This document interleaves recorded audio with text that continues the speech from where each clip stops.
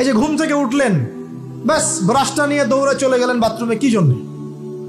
ঘুম থেকে উঠলেন, আগে চোখটা একটু ঘষতে হবে, মুখে হাত দিতে হবে, তারপরে আপনি দোয়া পড়বেন। কি দোয়া পড়বেন? আলহামদুলিল্লাহিল্লাযী আহইয়ানা বা'দা মা আমাতানা ওয়া ইলাইহিন নুশুর। তারপরে আপনি যাবেন বাথরুমে। দোয়াটা না পড়ে কেন গেলেন? ঘুমাচ্ছেন, ঘুমানোর আগে আপনি অবশ্যই বলবেন। ঘুমানোর আগে একদম একটা গান শুনে, একটা গার্লফ্রেন্ডের সাথে 10টা মিনিট কথা বলে, হ্যাঁ জান রাখি, ব্যাস, তারপরে ঘুমিয়ে গেলেন। ঘুমটা আপনার জন্য ইবাদত হলো না? হারামে লিপ্ত হতেন না? আল্লাহুম্মা বিইসমিকা আমুতু ওয়া আহইয়া পড়তেন, সূরা মুলক পড়তেন, সূরা কাফিরুন পড়তেন, সূরা ফালাক নাস ইখলাস পড়তেন, ঘুমিয়ে যেতেন। পুরো ঘুমটাই ইবাদত, পুরো ঘুমটাই নাকি? ঘুমিয়ে আছেন নাকি পাচ্ছেন?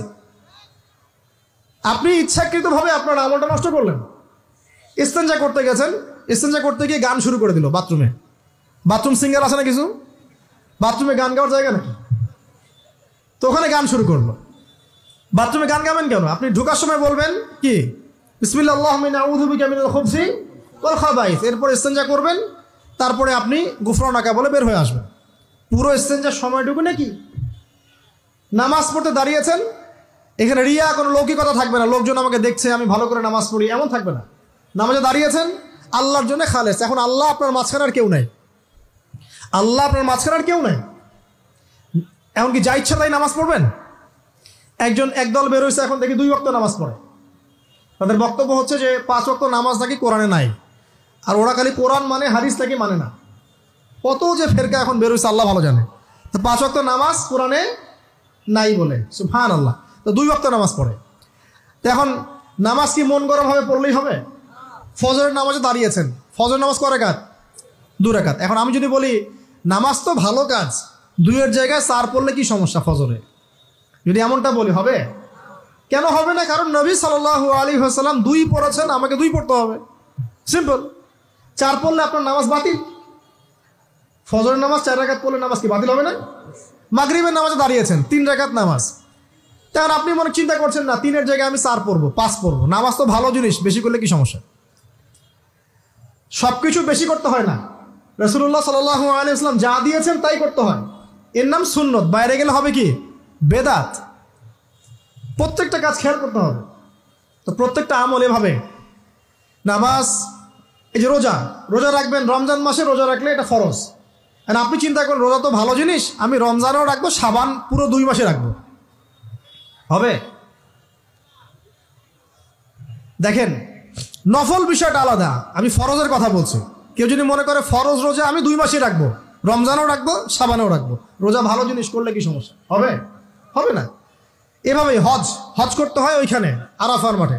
আপনি মনে করেন কুড়িগ্রামে হজের একটা জায়গা বানাইলাম আমরা, মনে করেন কথার কথা, এমনও কিন্তু জায়গা আছে মানুষ অন্য জায়গায় হজ করে। কিন্তু আপনি ভাবছেন এমনি এমনি বলছি, এমন অনেক ফেরকা আছে মুসলিমদের মধ্যে, মুসলিম নামধারী, এগুলো মুসলিম না, হজেরও জায়গা বানাইছে আলাদা, ওখানে হজ করে, ওখানে তাওয়াফ করে।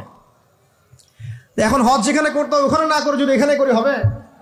হবে না। যাকাত দেওয়ার একটা লিমিট আছে, এইটুক দিতে হবে। আপনি এখন কম দিলেন হবে, আবার দিলেন না আমি একদম বেশি দিয়ে ফাটায় ফেলাবো একেবারে, সেখানে হবে? তো এই জিনিসগুলো খেয়াল রাখতে হবে। কোরআন পড়তে হবে।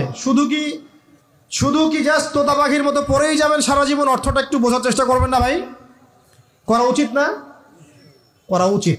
যদি আপনার সামর্থ্য থাকে আপনার অবশ্যই করা উচিত। সামর্থ্য নাই, বয়স হয়ে গেছে, পারেন না, সেটা আলাদা বিষয়। সামর্থ্য আছে আপনার অবশ্যই উচিত। আলহামদুলিল্লাহি রাব্বিল আলামিন মানে কি? আর রহমানির রহিম মানে কি? মালিকি ইয়াউমিদ্দিন বলছি, এটা মানে কি?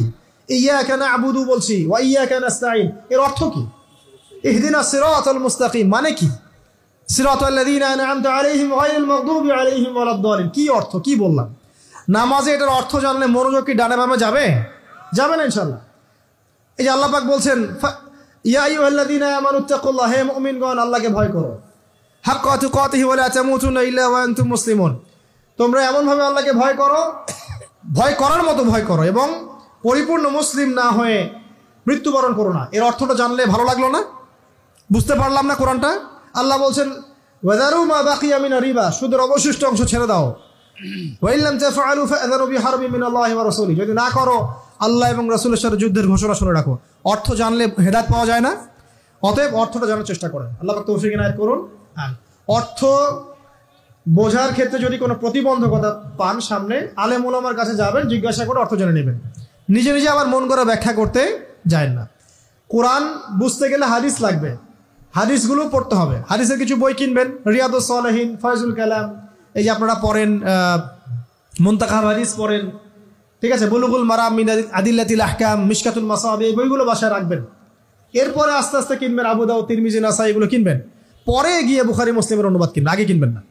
এগুলো কঠিন হাদিস, এগুলো আগে পড়লে আপনি মাথাটা আপনার কিন্তু ঘুরতে থাকবে। তো আগে কি ক্লাস 8-এ পড়বেন না আগে এইচএসসি দিবেন? আগে ক্লাস 7-8 পার করে যান, তারপর ওদিকে যান।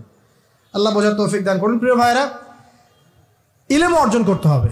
ইলম অর্জন করলে পরে আপনি তালেবে ইলম, তালেবে ইলমের পায়ের নিচে আল্লাহর ফেরেশতারা পাখা বিছিয়ে দিবে ইনশাআল্লাহ তাআলা।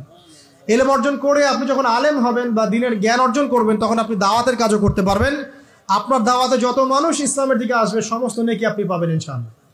এবং যখন আপনি আরো বড় আলেম হয়ে যাবেন, আল্লাহ তৌফিক দান করুন, তখন আসমানের যত মাখলুক এবং জমিনের যত মাখলুক, এমনকি গর্তের মধ্যে যে পিপিলিকা আছে সেগুলাও, এমনকি সাগরের নিচের মাছ আপনার জন্য ইস্তেগফার করবে, দোয়া করবে ইনশাআল্লাহ।